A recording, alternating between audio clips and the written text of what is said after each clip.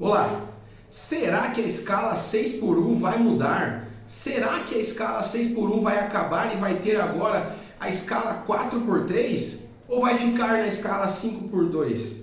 E mais, por que justamente agora, logo depois das eleições municipais no Brasil e das eleições do Donald Trump nos Estados Unidos, é que esse tema veio à baila no Brasil?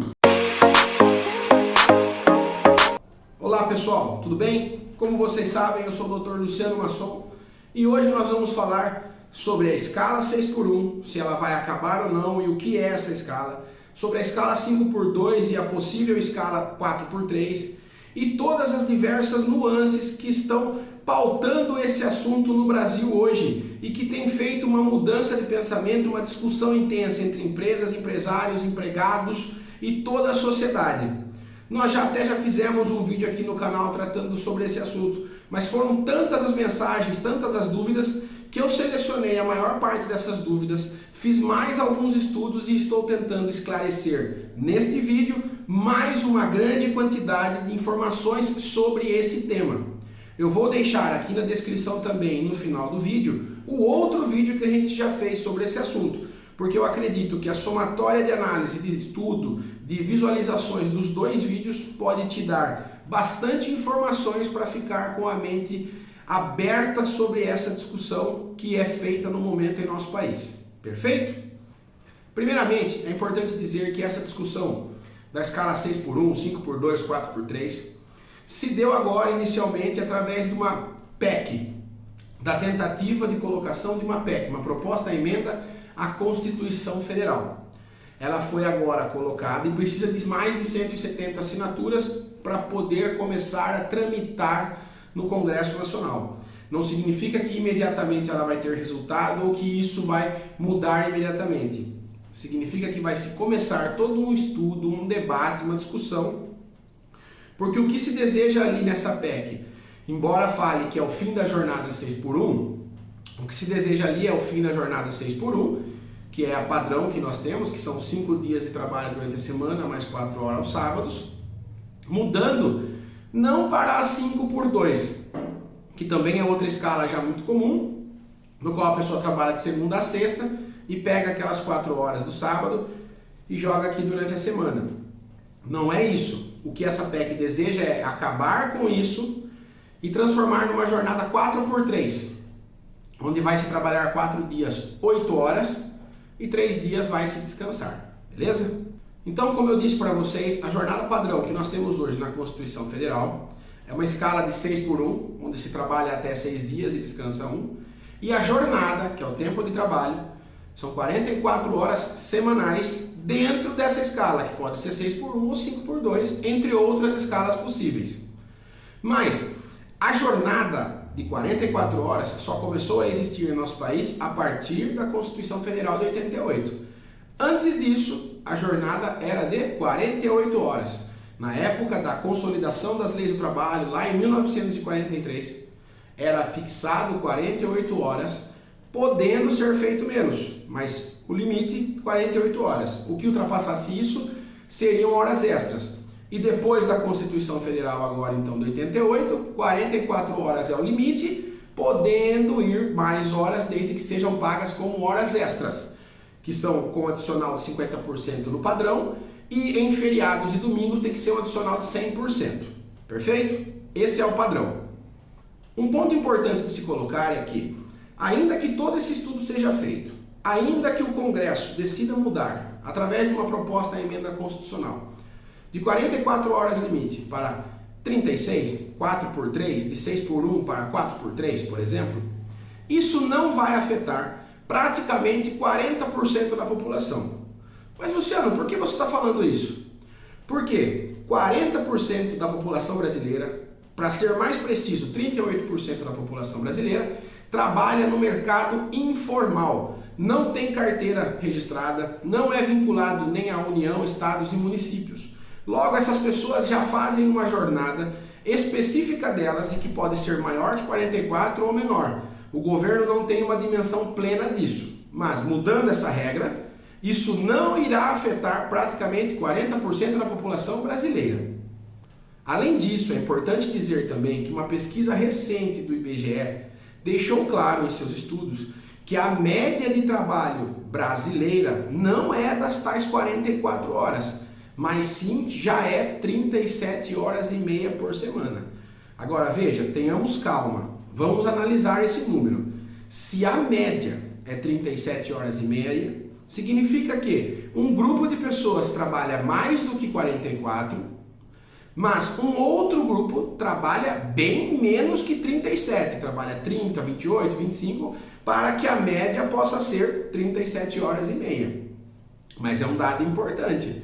Já temos a informação vinda do IBGE, Instituto Brasileiro de Geografia e Estatística, de que a média de trabalho no Brasil são 37 horas e meia por semana. Perfeito? Segundo as empresas, se essa jornada mudar dessa forma abrupta, elas terão que demitir muitos funcionários, ao contrário do que se diz por aí, de que iria haver contratações.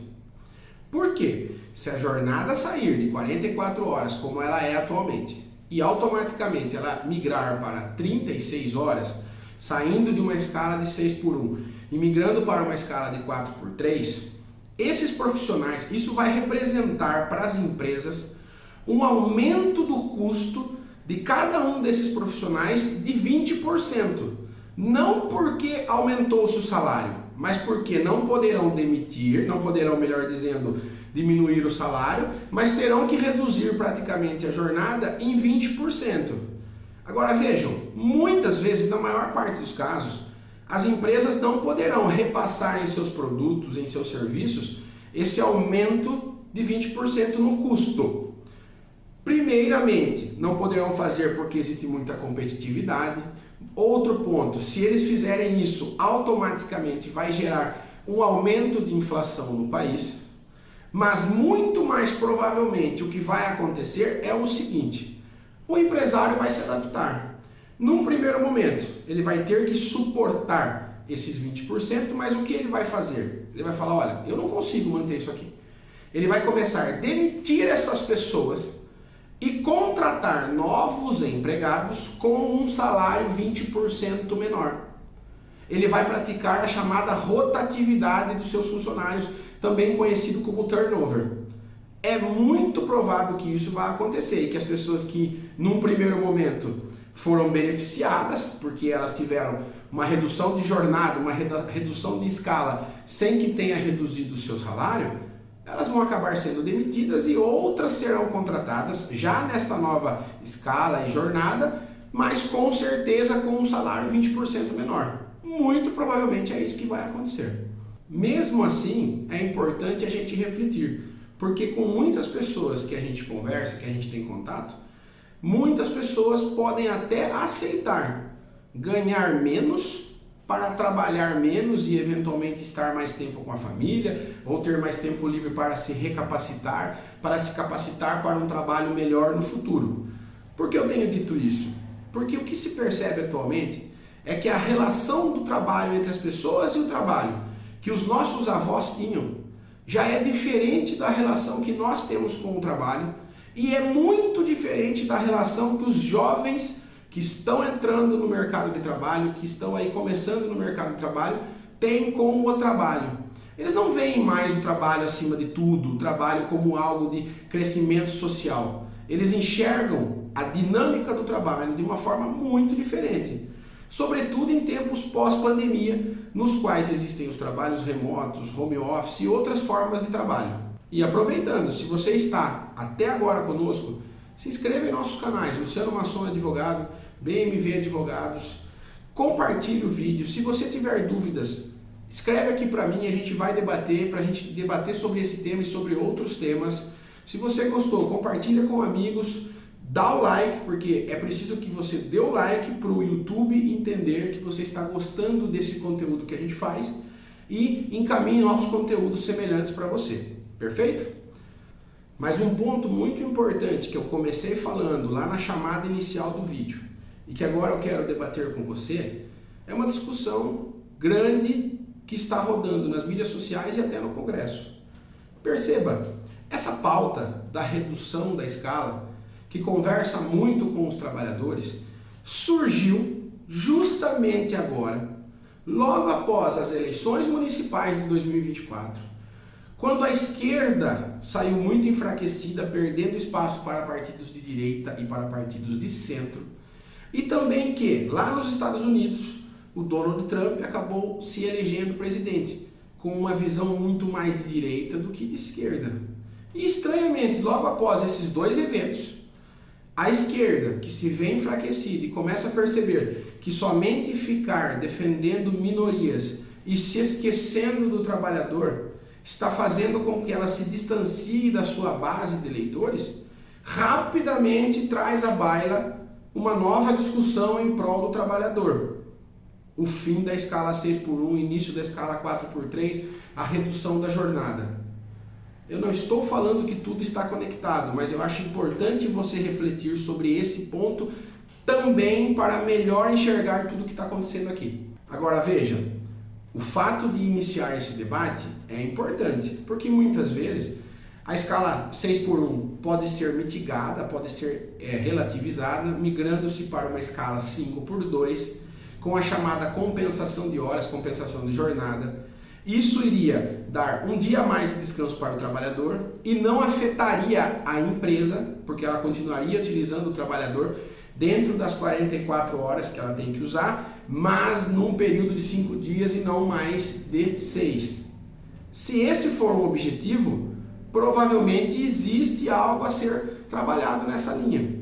Agora, se o objetivo central é só migrar de 6x1 para 4x3, aumentando severamente os custos, o que pode gerar inflação para todas as pessoas, pode gerar um desemprego em algum momento, eventualmente no futuro uma nova leva de contratações, porque ainda que gere um desemprego inicial, vai ter uma nova leva de contratações ganhando um pouco menos e, a meu ver, inevitavelmente precisará de mais trabalhadores para fazer a mesma coisa, uma vez que cada um deles vai trabalhar menos tempo, então pode ter uma contratação.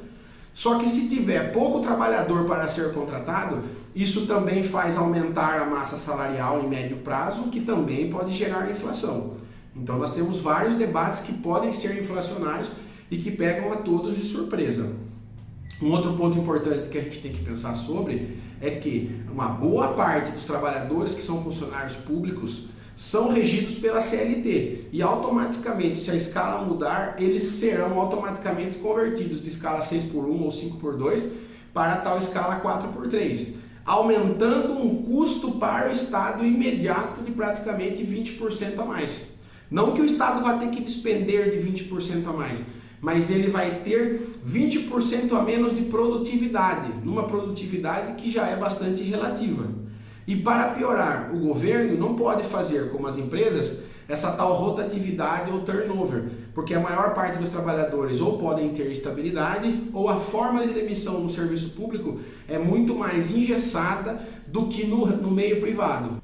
Agora, para encerrar nosso vídeo, é importante dizer também o seguinte: inevitavelmente, quando o mercado de trabalho está aquecido, iniciam-se debates para aquisição, para ganhar mais direitos trabalhistas. Ah, Luciano, você está mentindo. Não estou não, vou te dar dois exemplos. Em 2010, 2012, nós tivemos a PEC das domésticas, que conferiu mais direitos às domésticas, momento no qual o mercado de trabalho estava aquecido. No final de 2014, início de 2015, também foi aprovada a lei do aviso prévio, que passou o aviso prévio de 30 dias para 90 dias em alguns casos. Outro momento em que o mercado estava aquecido. E, em contrapartida, quando o mercado fica desaquecido, que o desemprego aumenta, alguns direitos tendem a ser discutidos e retirados. A exemplo disso, a reforma trabalhista que foi feita pelo presidente Michel Temer lá em 2017, que vinha derivado de um 2015, 16, 17 muito ruim e com o mercado de trabalho muito enfraquecido. Isso é normal dentro do universo da legislação trabalhista. Muito emprego, não tem trabalhador para tanto emprego, aumentam-se os direitos, aumentam-se os salários. Desemprego em alta, muito trabalhador vacante, reduz os direitos trabalhistas em discussões, em leis e tudo mais. Então, esse caso é mais um caso que nós estamos enfrentando e que vai dar muito pano para manga, muita discussão, e vamos ver o que o nosso Congresso vai acabar decidindo. Com certeza vai ser debatido até 2026, lá na próxima eleição presidencial. Perfeito? Pessoal, eu agradeço que estiveram comigo até aqui. Grande abraço. Tchau, tchau.